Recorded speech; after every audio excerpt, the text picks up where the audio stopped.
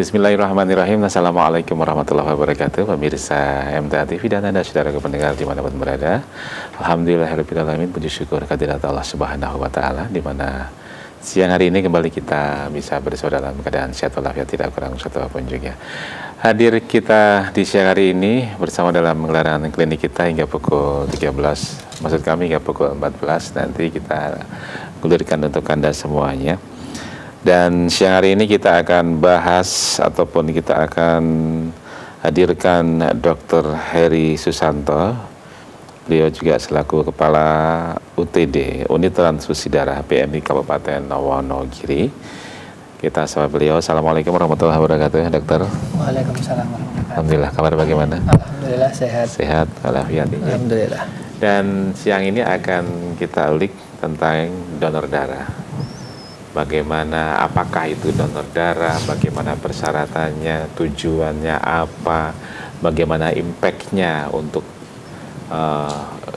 bagi orang lain yang kita donorkan, ataupun bagaimana impact-nya untuk pribadi kita masing-masing yang berdonor ini. Baik, Dr. Heri, silakan untuk pembukaannya, silakan. Ya, Bismillahirrahmanirrahim warahmatullahi wabarakatuh. Pemirsa semuanya. Di sini saya akan membahas tentang donor darah. Donor darah itu ada dua macam, yaitu donor darah langsung, sukarela, dan donor darah pengganti. Donor darah sukarela itu dia pendonor itu datang tanpa ada paksaan ataupun ada iming-iming sesuatu, sehingga dia mendonorkan darahnya dan dia pun tidak tahu apakah darah itu mau dipakai untuk siapapun. Jadi dengan sukarela dia mendonorkan darahnya. Kemudian ada satu lagi donor pengganti, yaitu beliau tahu darah itu nanti mau dipakai untuk siapa. Jadi mungkin untuk keluarganya atau mungkin untuk kerabatnya. Beliau tahu bahwa donor ini nanti akan diberikan kepada pasien A gitu. Nah, syarat-syarat donornya ada beberapa macam, yaitu syarat donor. Yang pertama, umur minimal 17 tahun dan maksimal, tidak ada maksimalnya selama kita itu sehat, insya Allah masih boleh berdonor, tidak ada maksimalnya. Terus kemudian untuk yang pertama, kecuali untuk yang pertama dia harus maksimal umur 60 tahun itu sudah tidak boleh. 61 itu sudah tidak boleh donor untuk yang pertama kali. Ya. Jadi untuk masih umur 60 dia masih boleh untuk donor, sedangkan nanti sudah 60 lebih nanti sudah tidak boleh lagi untuk perdana donornya. Begitu. Terus kemudian untuk berat badan minimal 45 kilo. Ya, jadi baik Bapak, Ibu ataupun pemirsa semuanya yang sudah 17 tahun dan sudah 45 kilo, mari untuk berdonor darah. Kemudian selain berat badan, ada juga tensi maksimal 160/100 untuk minimalnya 100/60. Jadi yang merasa tensinya tinggi tapi baru 150 mungkin masih bisa untuk donor, asalkan yang kondisi yang lainnya sehat. Kemudian HB juga sekitar 12,5 sampai 17 mm Hg. Kemudian beliau juga untuk khusus yang perempuan tidak menstruasi dan juga tidak menyusui. Terus untuk minum obat itu ada beberapa macam, ada obat hipertensi, ada obat gula. Nah, kalau obat hipertensi dan obat gula boleh donor asalkan sudah lewat dari 4 jam. 4 jam dari minum obat, katakanlah minum obatnya jam 5, berarti beliau sudah boleh untuk donor setelah jam 9 ke atas. Kemudian untuk ada juga obat-obatan lain seperti paracetamol, mungkin asam efenamat. Nah, itu harus menunggu selama 3 hari dulu. Dan juga dari minumnya itu. Dari minumnya obat. Nah, kemudian juga ada antibiotik. Kalau antibiotik itu harus menunggu dulu sampai 5 hari. Seperti amoxilin dan teman-temannya lainnya itu harus menunggu sekitar 5 hari. Kemudian kalau sudah setelah opnam, dia pun juga harus menunggu donornya sampai 1 tahun, kemudian baru boleh untuk berdonor lagi. Nah, 1 tahun ya? Iya, kalau setelah opnam. Nah, kecuali kalau operasi berat, nah mungkin operasi apa itu patah tulang ataupun apa yang istilahnya berat itu bisa sampai 2 tahun, dan itu juga tergantung dari kondisi si pendonor. Kalau memang pendonor sudah sehat dan sudah baik, setelah 1 tahun atau 2 tahun itu sudah boleh untuk berdonor. Kemudian manfaat donor jelas sekali, sangat bagi diri kita ataupun bagi orang lain tuh.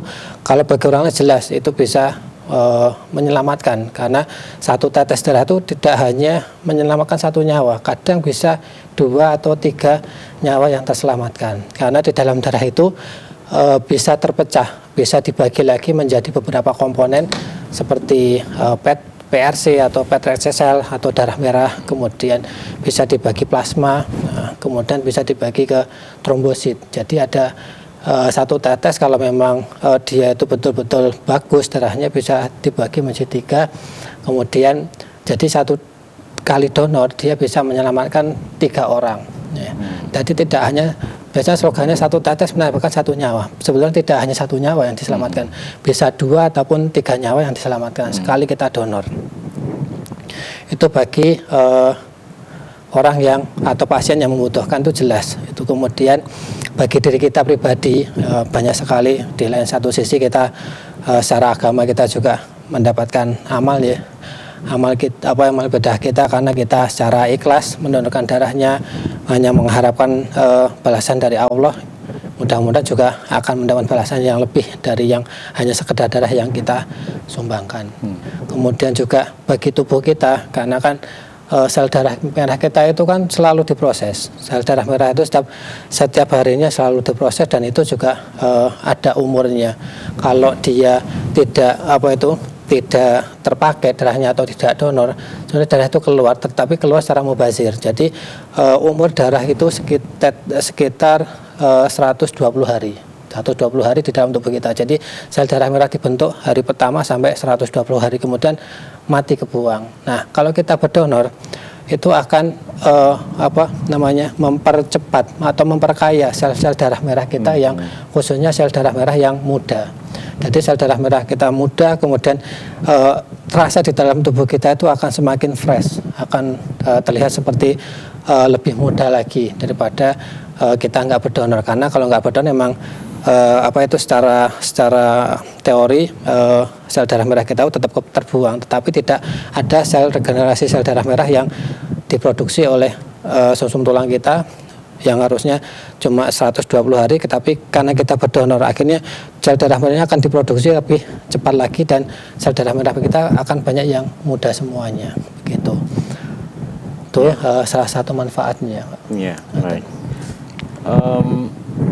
Terkait donor darah ini ya, mungkin masih ada pemirsa atau pendengar yang belum pernah sekalipun berdonor darah, mungkin karena takut atau apa sih tujuannya berdonor darah, seperti yang disampaikan Dr. Hei tadi ya, sebagai ya banyak sekali manfaatnya. Kalau batasan usia awal perdana 17 minimal tahun. 17 tahun ya. Karena di Indonesia itu kan legalitas kita menandatangani sesuatu itu kan minimal umur 17 tahun. Jadi kalau dia nanti kurang dari 17 tahun, kalau ada apa-apa, tanda tangan beliau yang donor itu belum bisa terpakai. Ya. Legalitasnya belum bisa kalau di Indonesia. Ya. Karena juga kami undang untuk berpartisipasi siang hari ini, kita bisa ngobrol bareng terkait apa itu donor darah. Ya, kalau kaitannya dengan berat badan itu dari sisi apanya sih, Dok? Minimal harus 45 kilo. Itu dari sisi. Karena kalau misalkan kurang itu ya, bagaimana? Atau efeknya apa gitu ya? Nah, efeknya kalau beliau kurang dari 45 kilo, sedangkan kita itu sekali donor itu kan diambil sekitar 350 ml. Nah, untuk memenuhi katakanlah tubuh kita itu bisa survive lagi, nah itu berat badannya harus 45 kilo. Karena kalau kurang dari 45 kilo, jika kita ambil 350 ml atau 350 cc, dia akan kekurangan nantinya. Mungkin dia akan terjadi lemes, atau mungkin dia malah kurang bagus dalam peredaran sel darah merahnya juga seperti itu. Jadi secara internasional itu minimal berat badan 45. Ada juga kalau untuk tadi yang saya bilang tadi untuk plasma, ada plasma dan trombosit tadi itu malah lebih tinggi lagi berat badannya, minimal 55 kilo. Dan itu dikhususkan untuk disarankan untuk laki-laki. Karena perempuan ada ada proses melahirkan, sehingga kalau terjadi persilangan antara plasenta dan pada waktu hamil atau pada waktu melahirkan, maka nanti kalau dia berdonor pada waktu donor plasma itu akan membahayakan ke pasien karena bisa terjadi trali atau mungkin terjadi penggumpalan darah di pasien nanti, sehingga untuk plasma memang disarankan untuk yang laki-laki minimal 55 kilo. Darah yang mati tadi darah apa namanya, beredar atau yang sirkulasi sekitar 160 hari. 120 hari itu sel darah merah. 120 hari berarti sekitar atau eritrosit. Berapa bulan nih? Sekitar 4 bulan. 4 bulan ya. Nah, itu kita diproduksi sel darah merahnya, kemudian 120 hari nanti akan mati. Dan itu akan keluar lewat keringat kita, lewat feses kita, seperti itu nantinya. Yang saya tanyakan tadi keluarnya menjadi apa? Ya, jadi seperti itu. Ya. Jadi keringat, ya, feses itu akan keluar sendiri. 100 hari atau sekitar 4 bulan. Sementara kalau kita donor minimal berapa bulan lagi? 2 bulan itu sudah boleh donor. Sudah boleh. Ya, jarak antara donor satu dan donor berikutnya 2 bulan. Jadi bulan ketiga sudah boleh ya? 2 bulan itu sudah boleh. 2 bulan. Bulan kedua sudah boleh. Ya. Hari ini donor. Hari ini Januari atau Agustus. Nanti donornya bulan September, Oktober. Jadi bulan ketiga setelah donor ya. 1, 2, 3. Bulan ketiga. Okay. Itu ya. Itu namanya apa? Minimal ya? Minimal 2 bulan atau 60 hari. Ya. Atau 60 hari. Kemudian apa dok manfaatnya kalau kita sering berdonor? Kan banyak yang sudah sampai puluhan kali diambil darahnya gitu. Manfaatnya bagi tubuh kita ini apa sih dok? Kalau saya pribadi, saya yang sudah alhamdulillah umur berapa? 45 kali saya donor. 45 kali? Ya. Ya mungkin baru saya masuk ke PMI itu baru mulai rutin. Dulu waktu kuliah nggak rutin karena memang mungkin belum tahu tempatnya. Tapi sekarang karena saya bekerja di situ, saya bisa rutin dengan sendirinya. Gitu. Akhirnya sekarang sudah 45 kali dan yang saya rasakan setiap kali habis donor rasanya memang enak. Karena ya secara logika kalau meringankan beban jantung juga. Kalau jantungnya itu meringankan beban jantung. Ringan, iya. Karena apa? Dikurangi volumenya. Nah, kalau volumenya berkurang, otomatis kerja jantung akan sedikit dikurangi. Nah, sehingga kita akan sedikit ngerasa enak, ngerasa enteng. Setiap kali kita habis donor itu rasanya enteng sekali. Jadi mau ngapa-ngapain rasanya enak. Makan pun akan menjadi lebih nafsu, lebih enak lagi makannya gitu. Kalau yang mudah ngantuk itu ada efeknya, ngaruhnya nggak ya kalau kita donornya? Apa? Orang yang mudah ngantuk. Mudah ngantuk. Kan dia sudah prepare persiapan untuk donornya. Nah, donor kan juga harus ada persiapan. Dia harus tidur dulu minimal 6 jam malamnya. Kemudian juga harus sarapan dulu kalau memang beliaunya donornya pada waktu pagi hari. Dia harus sarapan dulu, tapi kalau siang hari ya dia harus makan siang dulu. Karena apa? Supaya karena mudah ngantuk mungkin ya bisa jadi juga dalam tangku bisa mudah pingsan juga. Nah, nanti takutnya seperti itu. Makanya harus prepare dulu untuk sebelum donor. Kita juga harus minum minimal 2 gelas. Nah, 2 gelas mungkin seperti ini bisa 2 gelas ini sebelum kita donor, sehingga pada waktu cairan itu diambil tidak ada efeknya ke kita. Jadi kita masih fine-fine aja atau baik-baik saja setelah diambil. Ya, gitu ya. Jadi terasa tubuh insya Allah lebih baik, lebih ringan, lebih apalah istilahnya. Iya.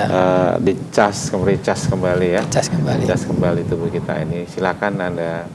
Yang paling utama adalah kita bisa berbagi ya. Ya, paling Khairun nas anfa'uhum linnas, di sini kita bisa berbagi dengan saudara-saudara kita yang membutuhkan ya. Sedekah kan bisa lewat jalan manapun ya, di antaranya bisa darah itu. Berdonor darah sekitar diambil 350 mililiter. 350 mililiter. nggak banyak kok ya, nggak banyak juga dan cepat. Ada yang kalau yang donor itu kalau standar ya 10 menitan kurang lebih ya dokter ya. Ada yang lama banget, itu kenapa? Pengaruh venanya. Venanya beliaunya pembuluh kecil, darahnya. pembuluh darahnya dia kecil. Kemudian karena kan ada standarisasi di jarumnya juga kan. Kita kalau di Indonesia kita 18 mili. Nah, karena besar juga, makanya kalau venanya itu kecil, jarumnya besar, itu akan keluarnya juga akan sedikit.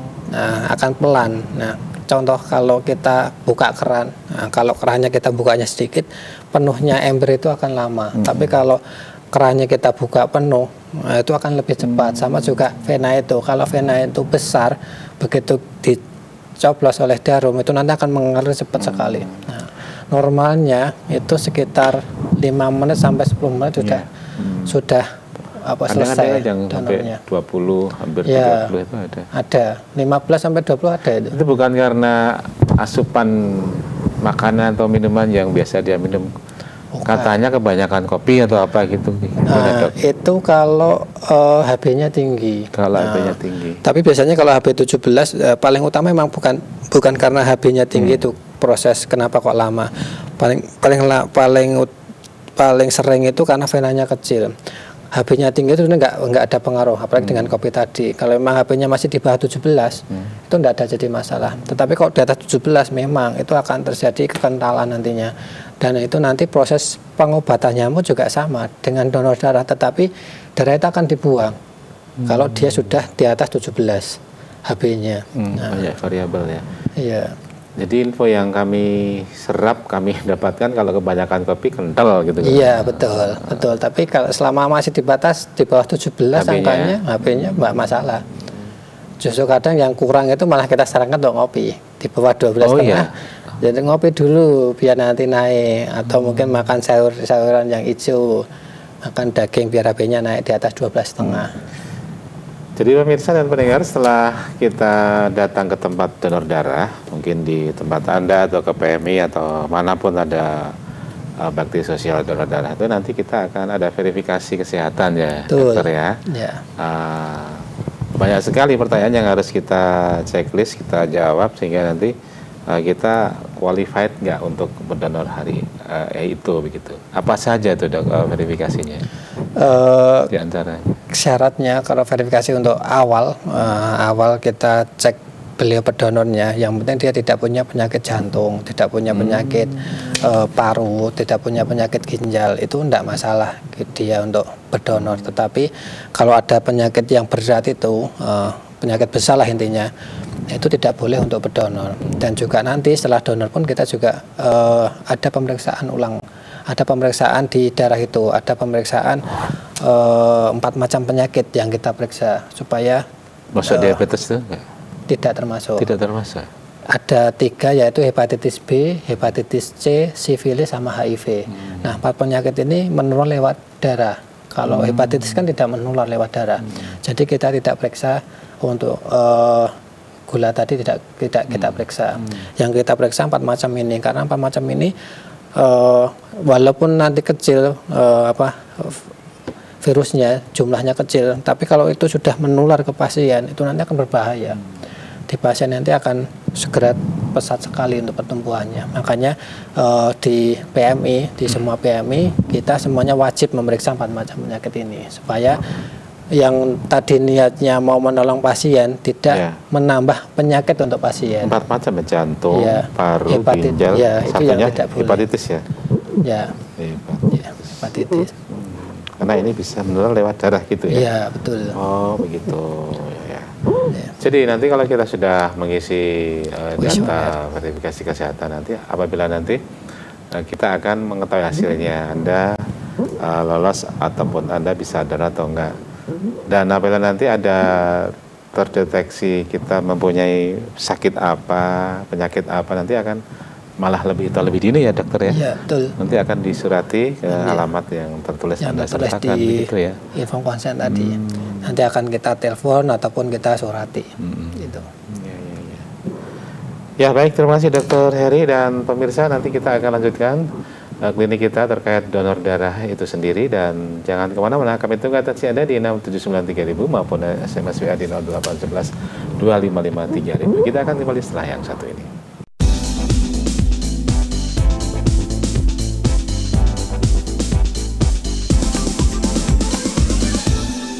Baik, terima kasih Anda masih bergabung bersama kami dalam klinik kita. Kita bincang terkait dengan apa itu dan bagaimana, apa tujuannya, apa manfaatnya donor darah. Sudah banyak disampaikan oleh Dr. Heri, Dr. Heri Susanto, Kepala UTD PMI Kabupaten Wonogiri.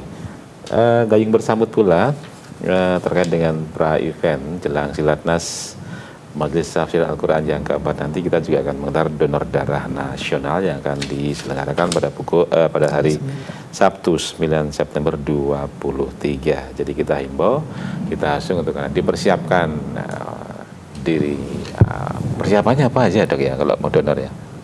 Ya, seperti tadi yang saya bilang, persiapannya yang paling utama itu 3 hari atau 5 hari itu tidak boleh minum obat. Nah, kalau memang sakit, katakanlah pusing yang tidak berat, ditahan dulu sampai hari H itu nanti.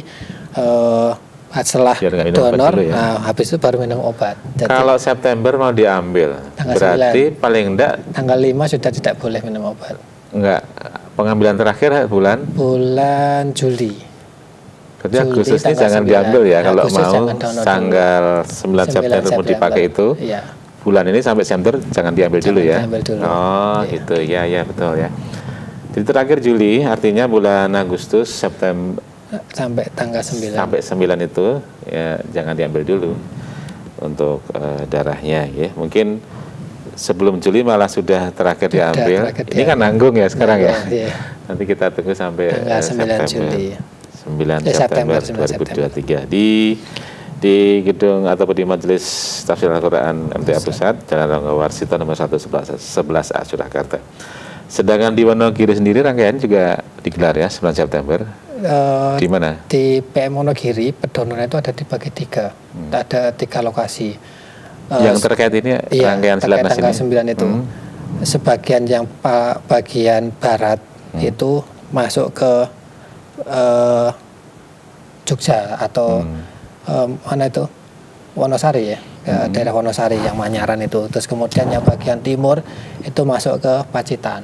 Yang tengah, nah itu nanti yang ngambil Wonogiri di Kecamatan Nguntoronadi tanggal 9. Di pedonor di Wonogiri dipecah menjadi 3 nanti. Dan sebagian juga ke pusat tentunya. Ke pusat. Itu silakan nanti yang terdekat ya. Ya, terdekat. Nanti kita tunggu informasi lebih lengkapnya dengan tentunya tim dari Penelitian Donor Darah Nasional dari rangkaian pra-event Silatnas keempat nanti. Ya, kembali lagi terkait donor darah dokter ya. Pengalaman dulu saya donor darah pertama kali karena ya ingin membantu tetangga begitu ya dokter ya. Tapi pingsan. Nah itu pingsan karena bobot kurang lebih mungkin 50-an kali ya itu saat itu, kecil sekali. Terus habis itu takut lama donor. Bagaimana kalau terjadi hal seperti itu dan apa yang harus dilakukan dokter? Ya. Yang pertama tadi, kalau kita mau donor, kita harus persiapan betul-betul, prepare. Istirahatnya dicukupkan dulu sebelum kita donor. Jadi 6 jam sebelum donor itu kita harus sudah, malamnya kita harus minimal 6 jam tidurnya. Kemudian kita juga harus sarapan, kita juga harus minum minimal 2 gelas sebelum donor, supaya begitu diambil darahnya itu tidak terjadi pingsan tadi atau mungkin lemes. Tapi kalau yang pertama biasanya memang karena mental kita yang kurang dulu. Betul. Mental kita atau psikis kita itu kurang, akhirnya yang tadinya kuat harusnya karena kita udah takut akhirnya timbul seperti itu, pingsan atau mungkin lemes atau mungkin muntah seperti itu. Nah, kalau untuk penata laksanaannya kalau terjadi seperti itu ya yang pertama diistirahatkan dulu. Pedonor kalau terjadi pingsan ataupun mungkin lemes atau pusing, istirahat dulu, ditidurkan, kemudian kakinya diangkat, lebih diangkat daripada jantung. Lebih tinggi daripada jantung kaki diangkat lebih tinggi daripada jantung. Supaya kenapa? Hukum gravitasi, supaya darah masuk ke jantung, jantung masuk ke otak kita. Biasanya terjadinya pingsan itu karena asupan oksigen di otak kita kurang. Sehingga kita harus melaksanakan tadi kaki diangkat supaya gravitasi itu mengantarkan darah ke otak sampai ke otak sehingga kita sadar kembali karena oksigen sudah terpenuhi lagi. Seperti itu. Ini baru tahu lah saya. Ya. Jadi buat pengantar yang mungkin donor darah mandiri ya, gitu seperti itu, kita berikan tempat yang lapang, ditidurkan, diistirahatkan, kaki diangkat lebih tinggi daripada jantung ya, darah mengalir ke jantung. Oh begitu, baru tahu ya. Ya. Dokter kita, saya juga pernah dalam satu kondisi untuk donor aferesis, namun nggak jadi diambil saya. Nah, apa ini donor aferesis ini, dokter? Donor aferesis itu donor bukan seperti yang konvensional atau tradisional yang seperti kita lakukan seperti biasa. Donor aferesis itu donor di mana darah itu bisa dipecah atau mungkin diambil unsur-unsur yang dibutuhkan oleh praktisi atau mungkin dokter yang meminta. Seperti contoh dokter membutuhkan trombosit. Nah, donor nanti diarahkan untuk donor aferesis. Nah, donor aferesis nanti darah itu akan masuk ke mesin atau ke mesin dan itu donornya juga membutuhkan waktu sekitar 1,5 sampai 2 jam. Jadi agak begitu lama. Jadi darah itu nanti masuk ke mesin, kemudian setelah diolah di mesin nanti yang dibutuhkan nanti disendirikan, kemudian yang tidak dibutuhkan nanti kembali lagi ke tubuh kita. Sehingga prosesnya lama dan tadi seperti saya bilang minimal untuk berat badannya tadi ya harus minimal 55 kilo, beda seperti yang donor darah biasa tadi. Ya, syaratnya pun beda ya? Beda syaratnya. Minimal 55 kilo. 55 kilo dan juga disarankan untuk laki-laki atau perempuan yang belum melahirkan kalau perempuan. Gitu. Karena tadi terjadi persilangan antara bayi pada waktu melahirkan dan si ibu. Nah, itu di dalam darahnya sudah katakan terjadi persilangan. Sehingga kalau kita ambil trombositnya atau plasmanya itu kalau kita kasih ke pasien itu akan membahayakan pasien malahan. Bisa terjadi kematian juga. Sehingga wanita yang sudah melahirkan itu disarankan untuk tidak donor aferesis. Syarat sudah berapa kali donor gitu nggak? Untuk aferesis ini? Tidak ada. Perdana pun boleh? Asalkan tadi syarat-syarat sudah terpenuhi, berat badannya juga terpenuhi. Yang lain apa yang membedakan dari donor cuma biasa? Berat badan dan juga katanya jarumnya lebih besar. Ya, jarum jelas itu lebih besar. Karena tadi untuk biar cepat prosesnya. Kalau jarumnya kecil nanti akan lebih lama lagi, mungkin 3 jam 4 jam baru selesai. Maksudnya jarum lebih besar itu secara sakitnya masuk itu sama apa enggak sih? Itu relatif kalau sakitnya, karena tidak mungkin jarum itu kan jarum tajam, karena kulit kita yang sensitif banget, itu tergantung individu masing-masing rasa sakitnya. Jadi saya bilang tidak sakit, ternyata Pak Ali bilang sakit, itu kan beda. Sama-sama jarumnya seperti itu. Jadi tapi kalau kita niatnya lillah untuk menolong, insya Allah itu tidak terasa sakit, akan hilang itu. 1 sampai 2 jam. Mungkin atau pernah nggak terjadi pendonor malah saking lamanya ketiduran atau mungkin malah ada yang pingsan, itu pernah nggak? Kalau aferesis bisa terjadi seperti itu. Tapi ya biasanya diajak ngobrol sama petugasnya, diajak ngobrol petugasnya supaya apa, dan juga di situ difasilitasi biasanya, fasilitasi dengan dia mau nonton film atau dia mau nonton itu juga diam loh, Pak. Iya, bisa tidur juga. Nah, nanti ya tergantung sama petugasnya. Lumayan lah ya bisa menemani ya. Ada menemani intinya. Jadi dia membutuhkan apa, mungkin mau musik gitu kan, nanti kasih musiknya. Dia pengen lagu apa dicarikan nanti. Gitu. Ya, seperti itu. Ya, kita sambil lupa nih buka HP di 0811-255-3000, silakan.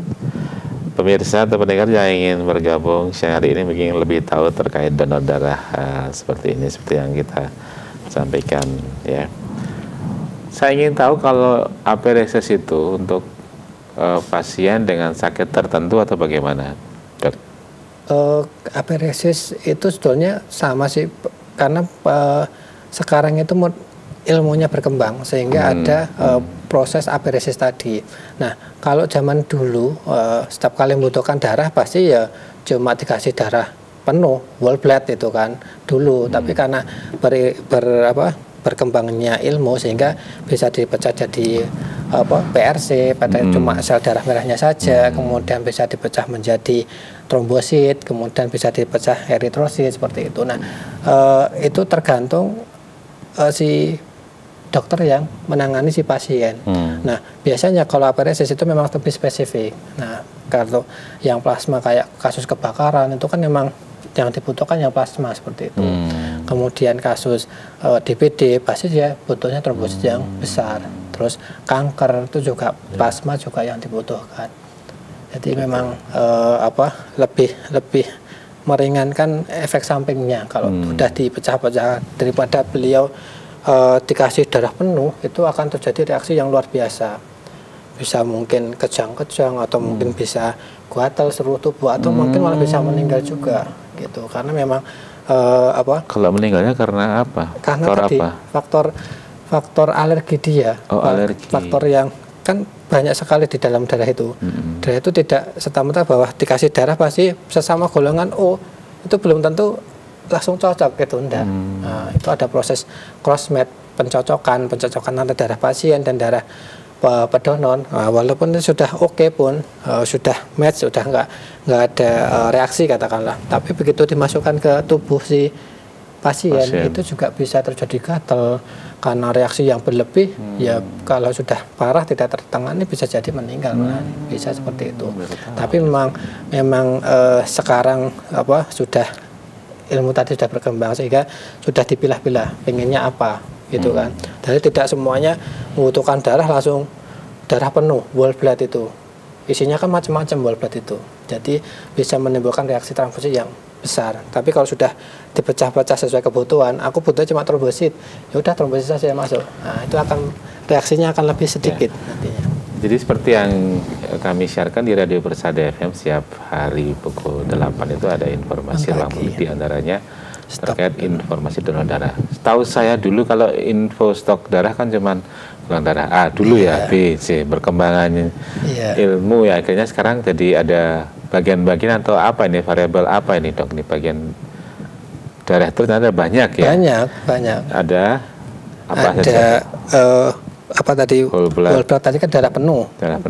Kemudian PRC itu cuma sel darah merahnya saja, sel darah merah sel darah merah. Terus kemudian plasma itu bisa yang langsung atau mungkin dijadikan dibekukan, FFP namanya, frozen plasma. Nah itu juga frozen plasma. itu untuk pengobatan yang dia membutuhkan faktor 9 atau faktor 8 di dalam darah itu. Kemudian ada trombosit, ada EP atau nggak bisa, itu banyak banget pokoknya itu. Ada berarti yang di PM ini sudah dipecah-pecah gitu ya?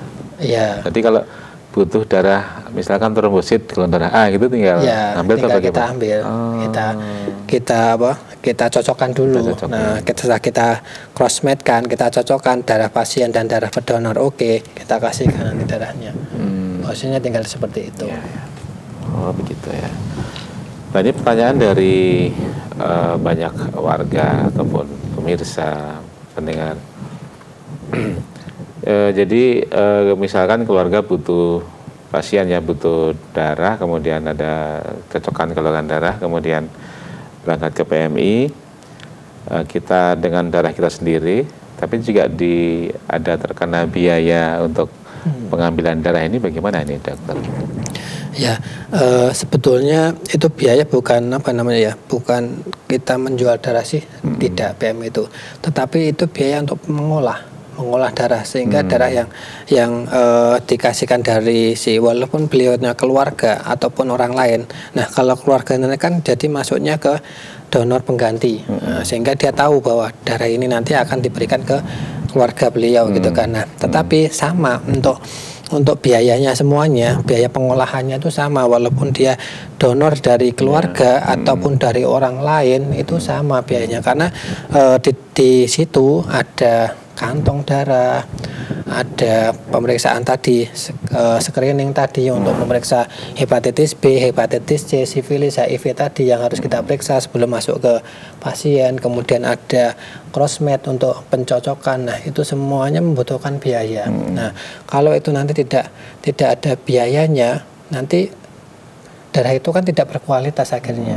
Kita tidak tahu darah itu keluarga itu betul-betul bebas dari penyakit atau tidak darahnya. Nah, yang kalau tidak kita screening, tidak kita periksa darahnya, langsung kita masukkan, kan nanti resikonya juga akan lebih tinggi lagi. Selain pasien tertular penyakit yang diderita oleh si pendonor seperti itu, atau mungkin terjadi tadi ketidakcocokan, walaupun dari keluarganya golongannya sama, tapi begitu dicocokkan ternyata tidak sama. Tapi kalau memang mau tidak, nggak usah dicocoki. Nah, itu nanti juga akan menimbulkan bahaya ke pasiennya. Makanya ada biaya-biaya untuk pengolahan tersebut. Juga ada penyimpanannya, kita juga harus membutuhkan kulkas. Nah, darah itu kan juga ada suhu penyimpanannya minimal 2 sampai 8 derajat Celcius. Itu kan juga membutuhkan kulkas yang tidak hanya sembarangan kulkas. Harus betul-betul khusus buat darah, sehingga darah itu betul-betul terkontrol dan kualitas terjaga. Jadi begitu ya, pemirsa, dan tentunya ada teknis untuk pengolahan butuh alat yang untuk mengolahnya dan sebagainya, dan ini kan tidak bisa dilakukan dengan sendiri tentunya ya, itu penjelasannya ya. Jadi bukan untuk beli darahnya atau bukan, enggak ya. Karena persepsinya di luar tuh kadang saya donor gratis kok, mau membutuhkan darah kok bayar gitu kan. Padahal itu bukan seperti itu, karena memang kita butuh untuk pengolahan itu, darah itu betul-betul harus berkualitas, darah itu harus betul-betul terjaga kualitasnya. Jangan sampai cuma kalau tidak ada biayanya, apakah mungkin nanti jarum sama jarum terus dikasih sedotan seperti itu, kan tidak mungkin nantinya. Kan gitu, itu nanti nggak ada biayanya tapi juga beli jarumnya, nanti juga beli sedotannya nanti seperti itu, tapi juga nggak akan mungkin seperti itu, karena memang tujuannya kan bukan jual beli darahnya, tujuan kita itu untuk menyelamatkan si pasien. Jadi kita betul-betul olah darah itu supaya betul-betul aman dan berkualitas seperti itu. Itulah tentunya beberapa hal yang perlu kita pahami ya. Sebaiknya bagaimana dok kalau kita sudah mulai donor? Apakah sebaiknya ini istiqomah rutin, atau mungkin karena kesibukan, mungkin karena lupa, jadi kadang selanya agak panjang, pokoknya nggak istiqomah gitu, bagaimana? Ada impactnya nggak? Sebetulnya kalau ke tubuh kita sudah ada impactnya, cuma kita itu kan niat kita kan mau menolong orang, terus kita kan mau beramal kan. Nah, kalau kita itu mau beramal, apakah kita lebih baik rutin atau cuma sekali atau 2 kali sudah? Kan tidak. Kalau kita sesama muslim ataupun agama lainnya, kalau mau beramal pasti terus. Nah, kalau kita niatnya beramal pasti akan donor terus. Donor niat untuk beramal, akhirnya wah ini sudah saatnya donor, pasti dia akan meluangkan waktu untuk donor, sehingga dia membayangkan amalan tersebut. Nah, itu intinya, triknya di situ. Jadi kita harus memanage kita bahwa nanti sudah waktunya donor, berarti sudah waktunya beramal. Nah, otomatis kita akan meluangkan waktunya. Jadi tidak akan mungkin ya betul sibuk kerjaan, tapi kalau kita udah ingat, biasanya ada SMS dari servernya di PMI itu, atau mungkin dapat WA sudah saatnya donor. Atau kalau yang sering donor, yang sering saya cerita ke saya itu biasanya, aku selalu doa buat tubuh saya agak berat ini, biasanya berarti ini harus segera donor. Itu pendonor itu biasanya seperti itu. Jadi kalau badan saya sudah agak berat, ini sudah saatnya donor ini berarti. Nah, itu kan akan mendorong kita untuk segera untuk berdonor, sehingga akan rutin nanti donornya. Dan kalau sudah rutin, otomatis terjaga semuanya, darah tubuh kita juga terjaga, terus kesehatan kita juga terjaga. Tadi juga kita juga dicek screening tadi secara kita free juga kan, kita donor kan dicek itu tidak dipungut biaya apapun. Nah, tapi kalau terjadi sesuatu di 4 macam penyakit yang kita periksa, biasanya kita telepon atau kita surati supaya segera tertangani. Jadi tidak sudah parah baru nanti diketahui, terdeteksi ya. Nah, baru awal-awal terjadinya penyakit sudah terdeteksi oleh kita. Betul. Seperti itu. Ya. Ya, jadi begitulah pemirsa dan pendengar, sebegitu pentingnya donor untuk kita semuanya. Jadi ingat, kalau sudah waktunya donor berarti sudah waktunya untuk beramal ya. Ya. Di pengunjung nih Dokter Heri, mungkin ada yang ingin disimpulkan, digarisbawahi tentang asungan atau pentingnya berdonor ini, silakan. Ya, donor itu sangat penting sekali. Nah, closingnya satu tetes darah kita, nah, itu bisa menyelamatkan 1 nyawa, atau bisa mungkin 2 nyawa atau 3 nyawa. Jadi mari bagi pemirsa semuanya yang sudah masuk syarat-syaratnya, segera mengikuti donor supaya bisa menyelamatkan nyawa-nyawa yang membutuhkan. Gitu ya. Baik, terima kasih Dr. Heri Susanto waktunya.